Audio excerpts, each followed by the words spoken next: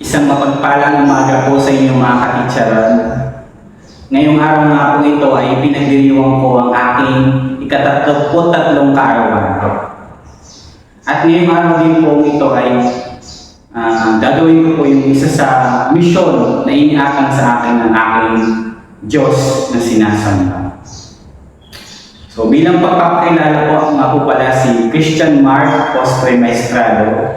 Isa po akong guro dito sa Palanas National High School.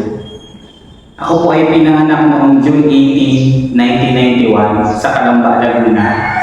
Katulad po ng ating bayaning si Jose Rizal. Ang agwat po ng aming kapanganakan ay 130 years.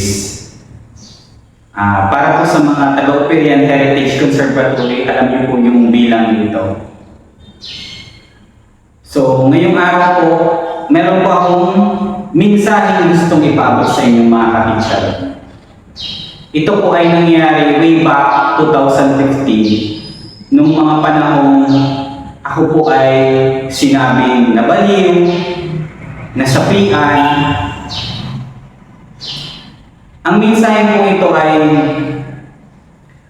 matagal ko pong kinimkim sa aking puso at isip. May mga pagkakataon po na mas ginusto kong piliin ang kamatayan kaysa ipahayag ang mensahe nito sa karamihan. Dahil kung hindi niyo po initatanong mga katitsaron, may pagkakataon po sa aking buhay nang minsan sinubukan kong ipaalam ito. Pumunta po ako sa isang kapilya at imbis po na ako ay kanilang pakinggan, ako po ay kanilang binugbog po at muntikan pa nga po akong ipakulong. So napakasimple lang naman po ng mensahe gusto kong iparating sa atin ng ating Panginoon. At ngayong araw po ito ay ating malalaman ang tungkol sa ahas ng Eden. Ang ahas na luminlang kay Adan at Eva.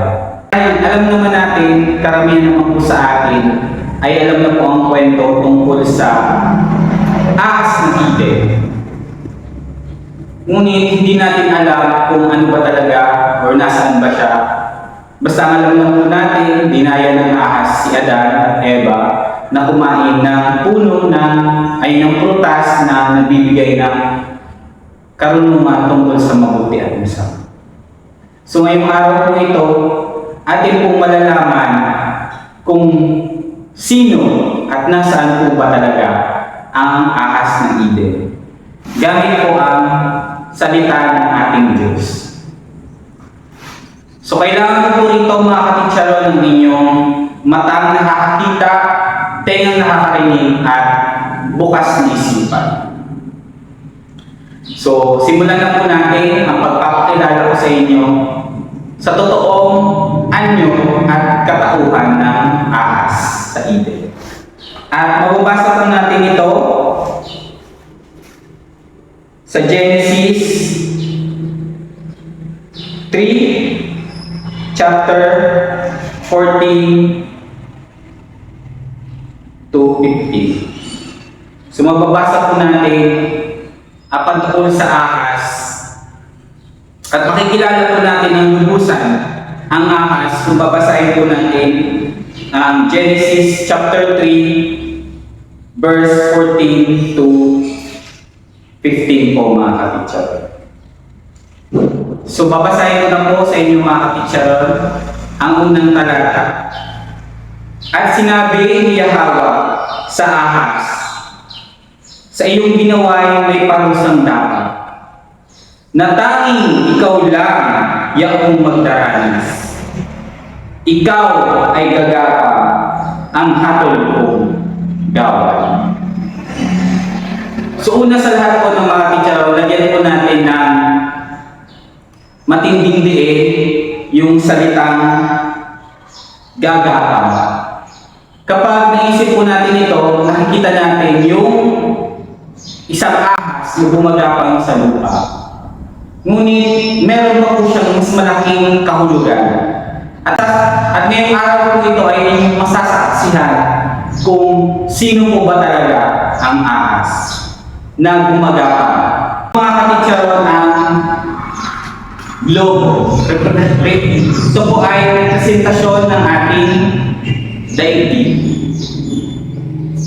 At gusto ko pong ipaalam sa inyo mga katitsaron na ang totoo pong ahas na gumagapang ay ang ating daigdig. Oo.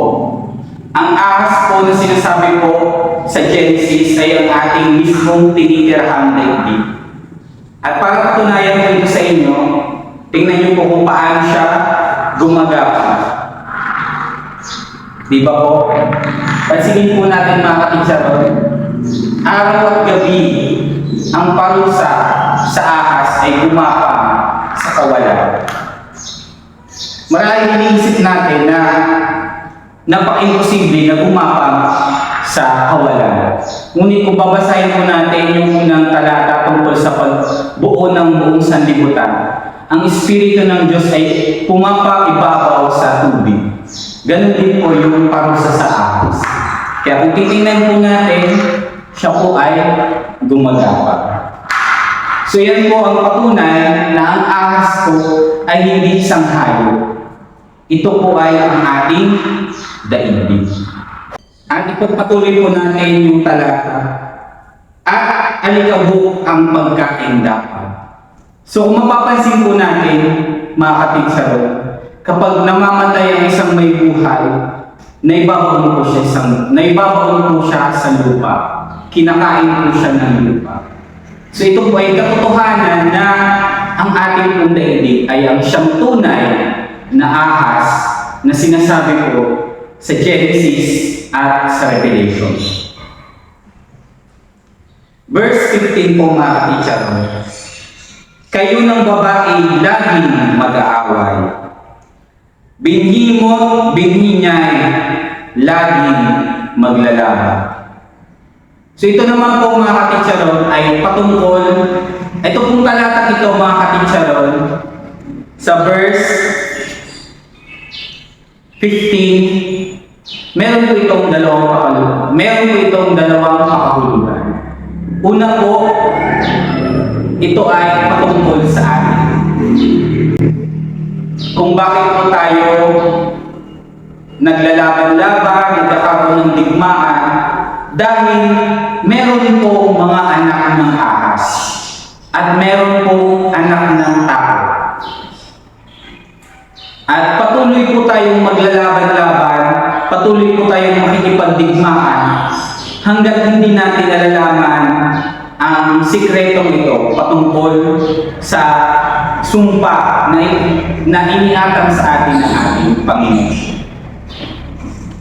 At ito rin po ay patungkol sa ating Panginoong Hesus.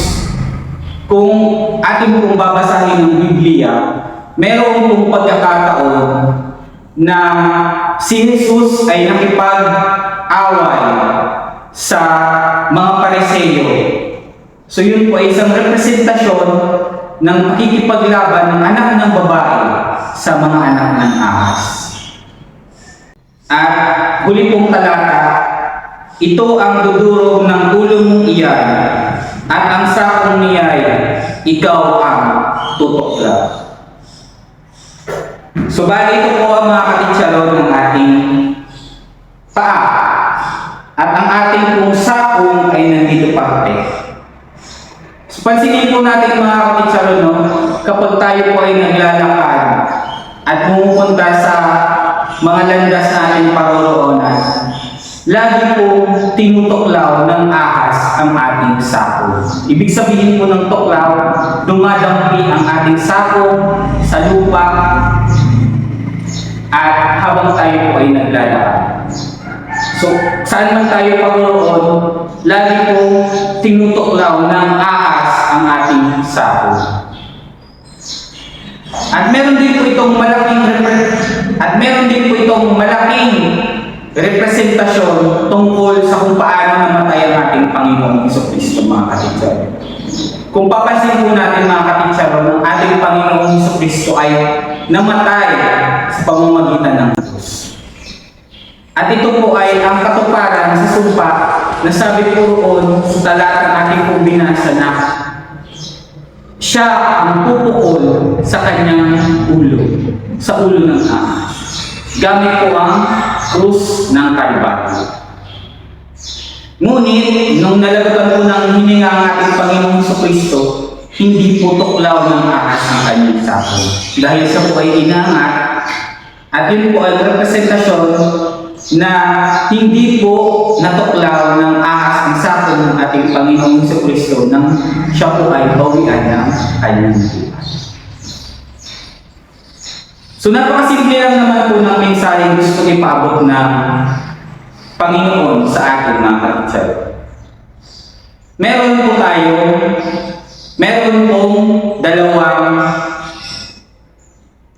Meron pong dalawang anak ang daigdig nito.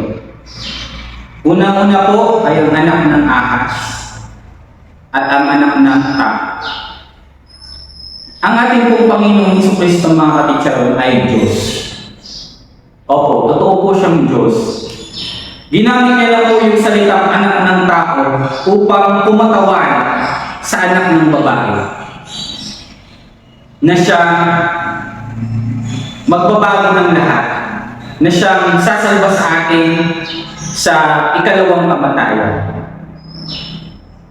Kaya mga katitsaron, iiwan ko po sa inyo yung isang mensahe at pamimilian kung kayo po ba, ano po ba ang pipiliin natin? Yung maging anak ng ahas o maging anak ng tao? At yan po ay iiwan ko sa inyo mga kapatid. Salamat sa inyo.